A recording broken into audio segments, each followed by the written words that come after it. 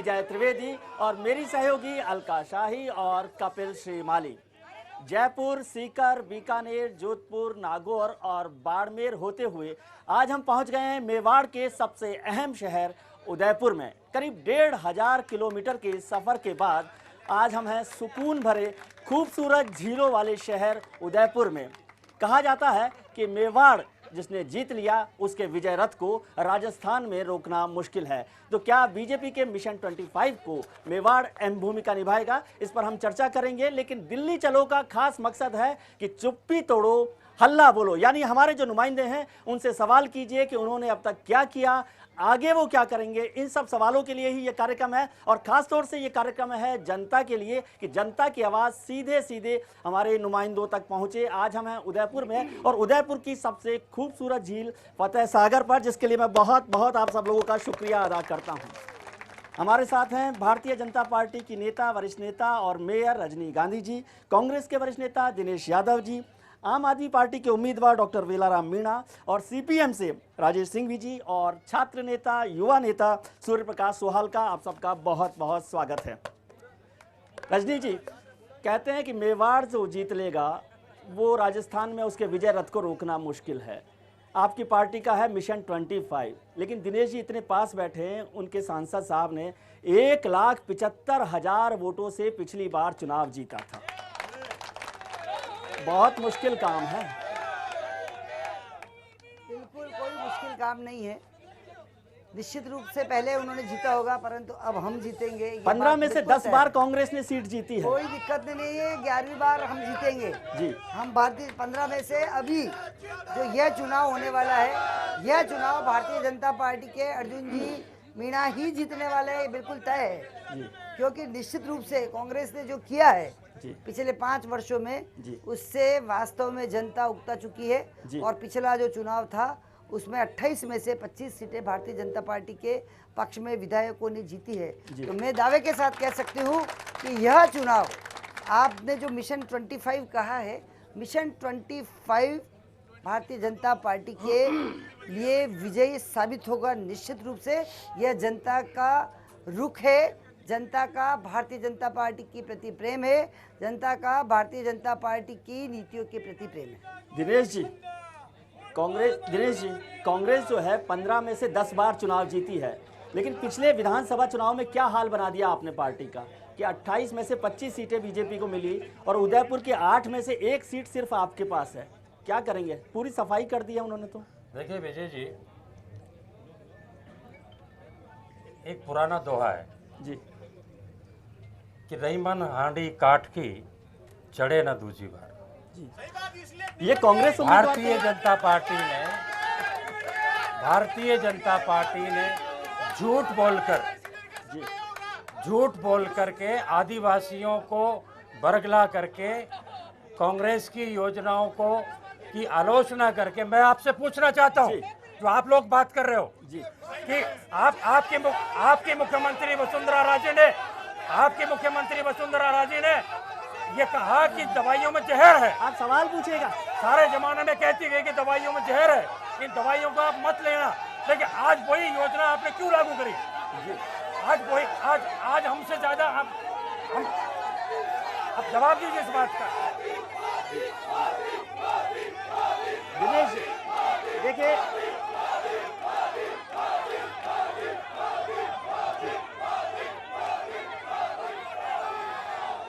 जी थोड़ा शांति रखिए, बैठ जाइए आराम से। वेलाराम जी, आप हो गया आपका, हो गया आप लोग जवाब दीजिए मुझे। क्या आपने नहीं कहा कि दवाइयों में जहर है? ये आपकी रजनी जी जवाब दे मुझे। जब आपने चुनाव कैंपेनिंग के दौरान में इतना झूठ बोल करके प्रचार किया, तो इन बेचारे भोले भाले आदिवासियों को आपने बहका दिया और हमको वोट नहीं दिया। और उसी बात को मैं कह रहा हूँ कि इस बार जो चुनाव हो रहा है, जो लोकसभा का चुनाव हो रहा है, वो इस उदयपुर संभाग की चारों के चारों सीटों पर कांग्रेस पार्टी विजयी होगी। देखिए, आप सब लोग सवाल पूछने जी वेलाराम जी, किस तरह से आम आदमी जो है राजस्थान में उसकी भूमिका जो है वो बहुत कम है, और आज दिल्ली में जिस तरह से हुआ अरविंद केजरीवाल जी पर एक हमला हुआ, किसी ने थप्पड़ मार दिया, तो इसका मतलब है जब दिल्ली में भी नाराजगी आम आदमी पार्टी को लेकर हो रही है तो राजस्थान में क्या होगा? देखिए, इस समय भारतीय जनता पार्टी और कांग्रेस ने पिछले 65 वर्ष के अंदर सिर्फ इस तरह से गुमराह करने का काम किया है और ये जिस तरह से आम आदमी को गुमराह करने का कार्यक्रम बीजेपी और कांग्रेस ने किया है, विशेष तौर से बार बार हमारे कांग्रेस के प्रतिनिधि आदिवासी को गुमराह करने की बात करते हैं। ये सच्ची किया है, लेकिन मैं ये कहना चाहता हूं कि दोनों ही राजनीतिक पार्टियों ने आदिवासी को गुमराह किया है। कांग्रेस ने सिर्फ वोट बैंक बनाया और बीजेपी पार्टी ने आदिवासियों को मुस्लिम संप्रदाय और ईसाई संप्रदाय का कुल्हाड़े का हफ्ता बनाया। इस तरह से जिस तरह से आदिवासियों को काम में लिया जा रहा है वो इस समय हमारे देश के लिए, आम आदमी के लिए बहुत बड़ा और वो नासुर हो गया है। इसलिए अब आदिवासी क्षेत्र को, आम आदमी को गुमराह करने की पार्टी बंद करें, अपने गिरेबान में झांक के देखें। अब आदिवासी, आम आदमी धोखे में नहीं आएगा, गुमराह नहीं होगा। आम आदमी अपना काम करेगा, आम आदमी अपने तरह से आगे बढ़ेगा और आम आदमी पार्टी आम आदमी की बात सुनेगा। आम आदमी पार्टी दिल्ली जाने की बात नहीं करेगा, बल्कि दिल्ली के राज को गांव के अंदर लाएगा, गांवों और मोहल्लों के अंदर राज लाएगा और एक भारी बहुमत से जनमत हासिल करेगा। राजेश जी, आपसे जानना चाहता हूं कि सीपीएम को पिछली बार बहुत कम, करीब 25,000 वोट मिले हैं संसद में। क्या भूमिका, क्यों लगातार सीपीएम का जो दबदबा है, जो कलर है, वो सिकुड़ता जा रहा है?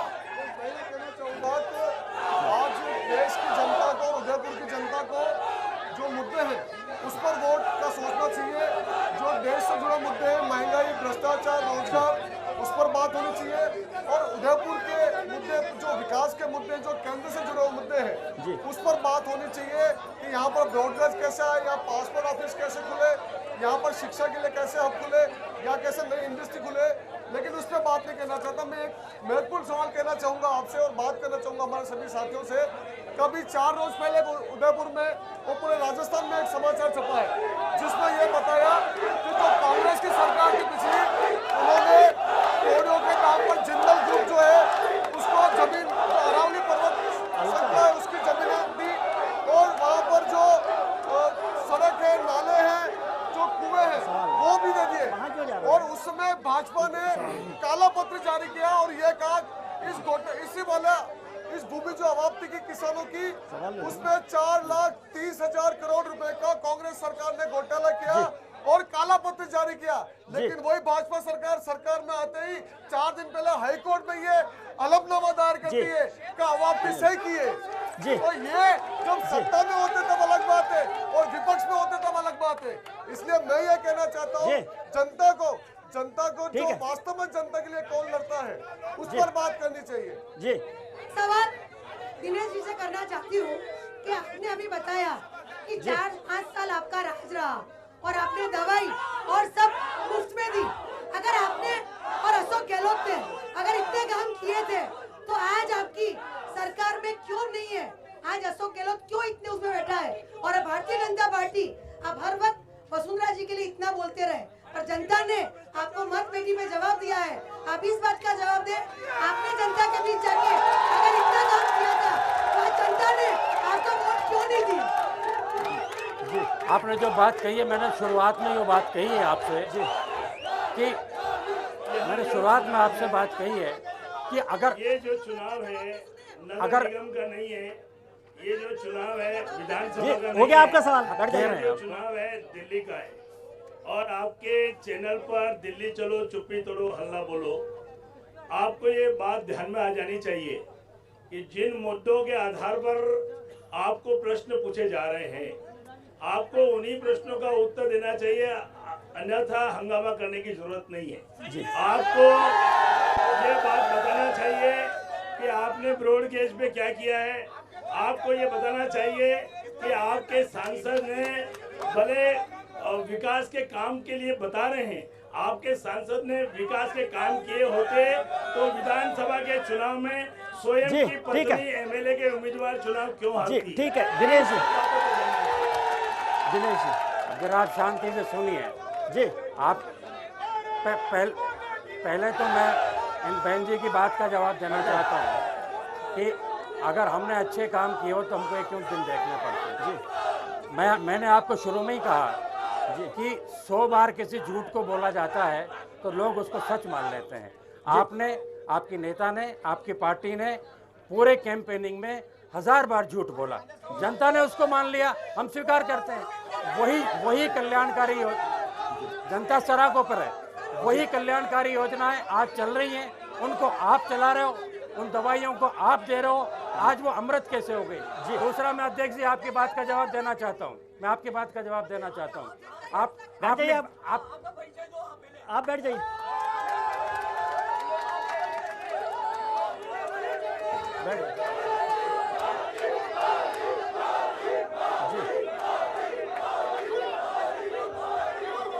सूर्य प्रकाश जी, आपको लगता है मुझे कि दिनेश जी, मुझे बड़ी खुशी हो रही है कि ये भाई साहब हमारे कांग्रेस की बहुत फिक्र कर रहे हैं जी, और बड़ी खुशी है भाई। अरे पूर्विया जी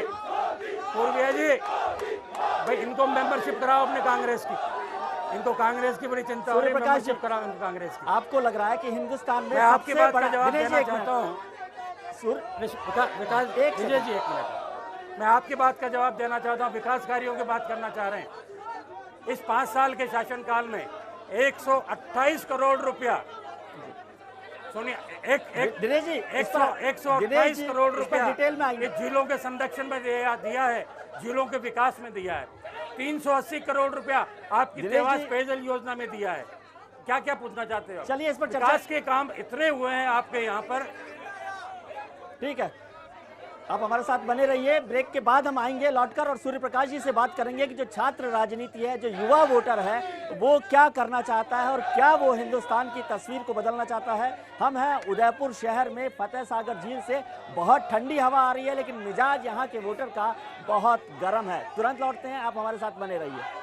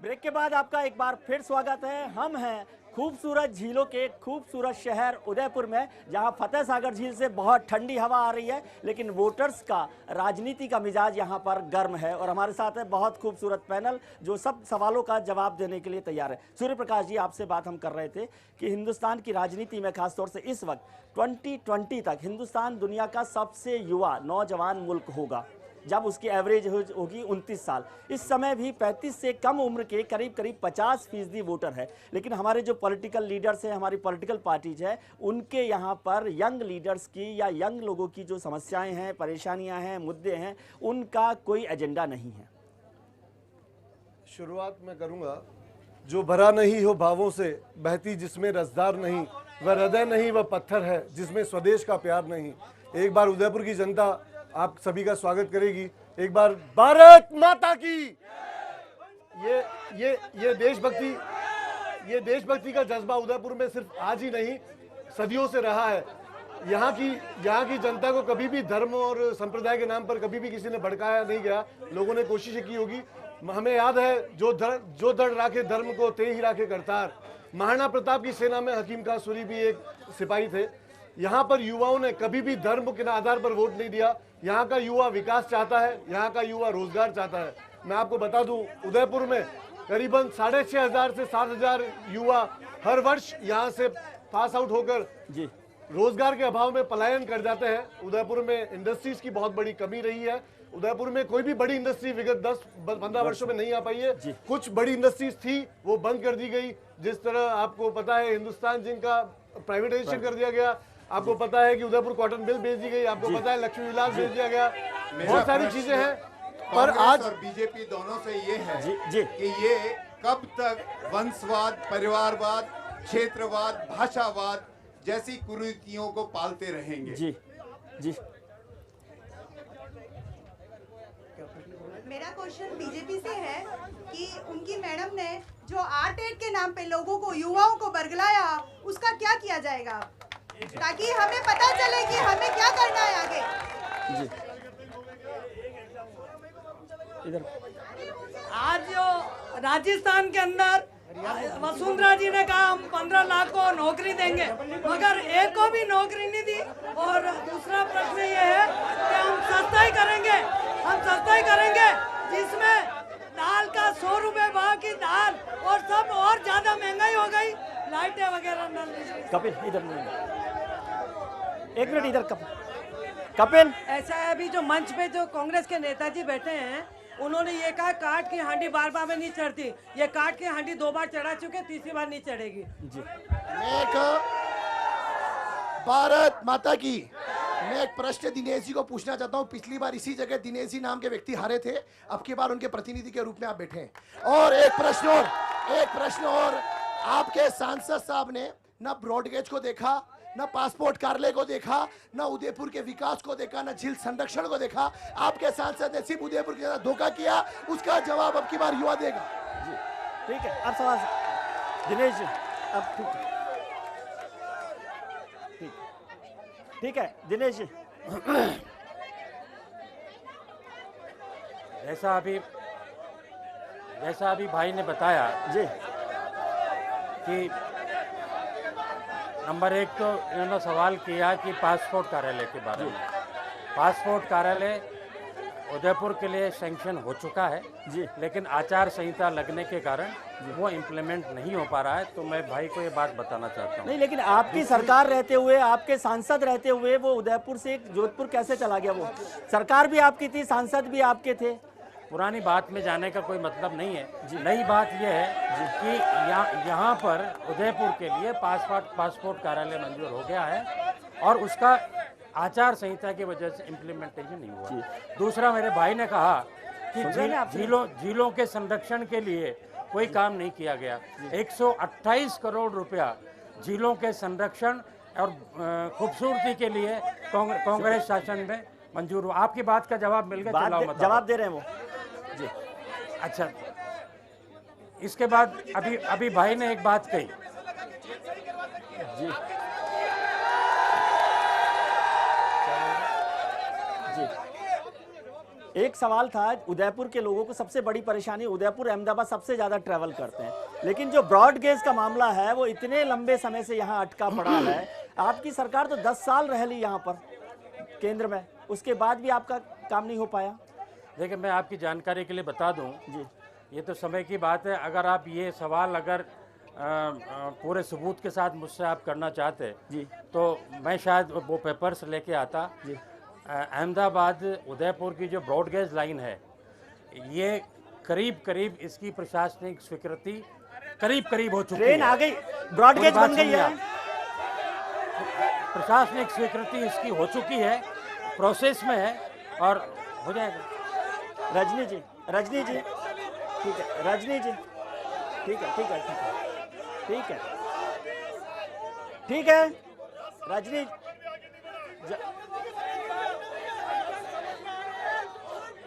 ठीक है। रजनी जी, सवाल ये हो रहा है, 2 सवाल हुए। एक आरटेक को लेकर हुआ, खासतौर से टीचर्स के अपॉइंटमेंट को लेकर, जॉब को लेकर। दूसरी बात, जितनी योजनाएं दिनेश जी की सरकार की थी उनको आपने खराब बताकर उनको बंद करने का भरोसा दिलाकर आपने सरकार में आए, लेकिन इतने महीने में आपने एक भी योजना कांग्रेस सरकार की बंद नहीं की है। हो सकता है कि वो योजनाएं आपको अच्छी लगी हों, तो आज सार्वजनिक मंच पर आपको मौका है कि आप बोले दिनेश जी की सरकार की योजनाएं अच्छी थी।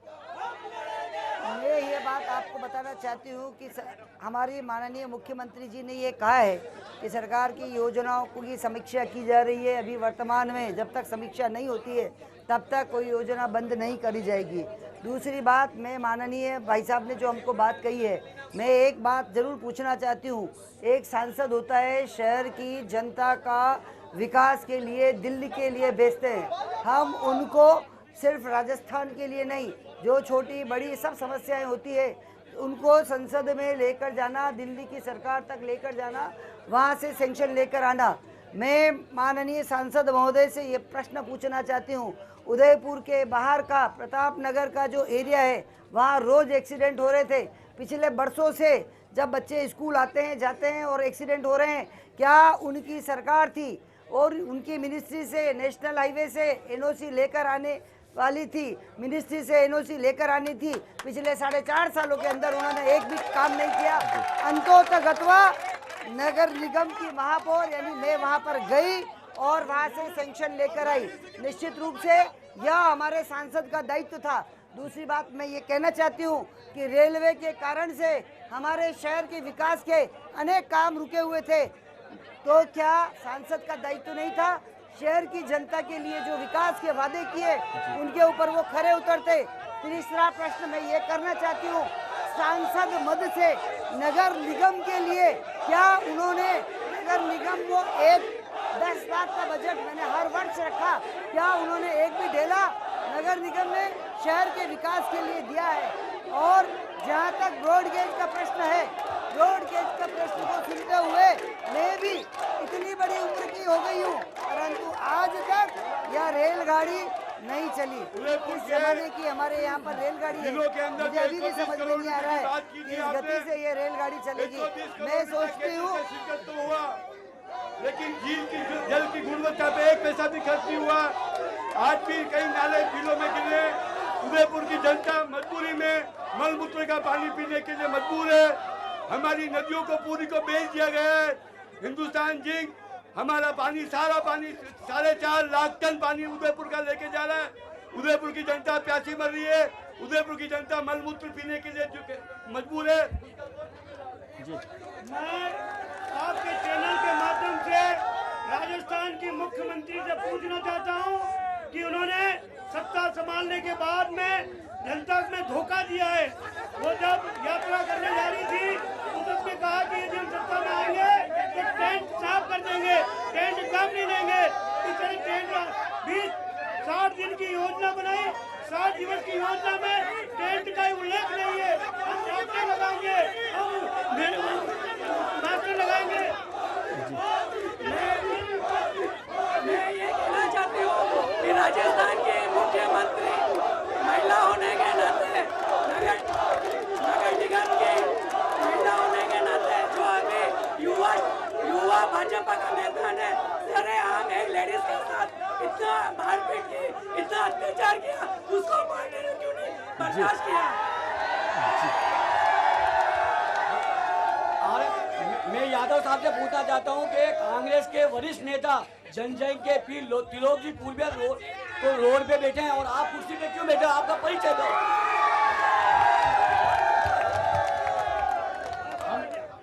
चुप्पी तोड़ो हल्ला बोलो का प्रोग्राम चल रहा है। आप चुप्पी तोड़ ही नहीं रहे, मैं ये पूछना चाहता सिर्फ हल्ला कर रहे हैं कि हम जो जनता के बीच में आ रहे हैं नेता लोग, तो हमारी नीतियाँ क्या है? लोकसभा के लिए चुनाव होने वाले हैं, 10 दिन बाद चुनाव है, उनके घोषणा पत्र कल आए हैं और इनको कम से कम अपनी 10 घोषणाएं याद है या नहीं? कम से कम 10 घोषणाएं तो पूछो नेता उनसे। ठीक है जी, ठीक है जी। सवाल है जो सभी के, जी आप कहिए, आप क्या बात है? यहाँ खड़े हुए सभी युवा आज की तारीख में पूछना चाहते हैं, पिछली बार हमने भी जरूर से कांग्रेस को वोट दिया, पर जब कारगिल के युद्ध में भारतीय 2 जवानों का सर काटकर दुश्मन सेना के आतंकवादी दुश्मन देश में ले जाते हैं, उसके बाद उसी देश के विदेश मंत्री को या किसी और अधिकारी को कॉफी पीकर प्रधानमंत्री यहाँ का बुलाता है, ये कहाँ तक उचित है? दिनेश जी, अगर आपको लगता है कि आपकी पार्टी से कहीं भूल हुई तो आप उसे एक्सेप्ट करें या आज ये घोषणा करें कि आइंदा से ऐसी कोई भूल ऐसे उच्च स्तर पर नहीं होगी। जी दिनेश, देखिए जो आपने सवाल किया है, एक सवाल का जी, निश्चित रूप से वो बड़ी दर्दनाक और हृदय विदारक घटना थी, लेकिन मैं ये सवाल आपसे भी पूछना चाहता हूँ, क्योंकि आप भी बीजेपी की साइड ज़्यादा लेते हो।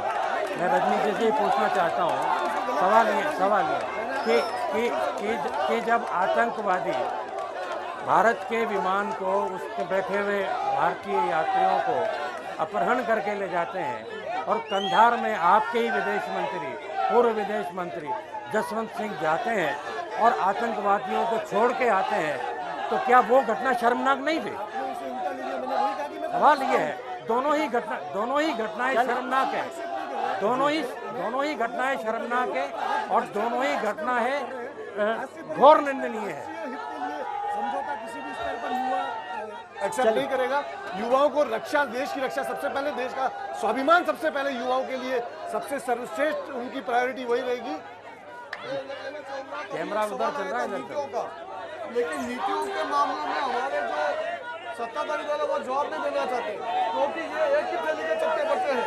इनकी नीतियों में और इनके चरित्र में कोई अंतर नहीं है और इसलिए जनता इनसे नफरत करती है और ये नुरा कुश्ती का खेल खेल रहे हैं और मैच फिक्सिंग कर रखी है कि तुम सत्ता में आओ हम लूटे, तुम चुप रहो, तुम सत्ता में आओ तुम लूटो हम इस चुप मैच रहे। फिक्सिंग पर जैसा कि सिंघवी साहब ने कहा कि मैच फिक्सिंग हो रही है कांग्रेस और भारतीय जनता पार्टी में, तो इस मैच फिक्सिंग का रिजल्ट देखेंगे कि इस मैच फिक्सिंग का कौन एम्पायर है और कौन इस पर ऐसा हिट विकेट डाल सकता है जो पूरी मैच फिक्सिंग को खत्म कर सके। ब्रेक के बाद तुरंत लौटते हैं, हम हैं उदयपुर में फतेह सागर झील पर।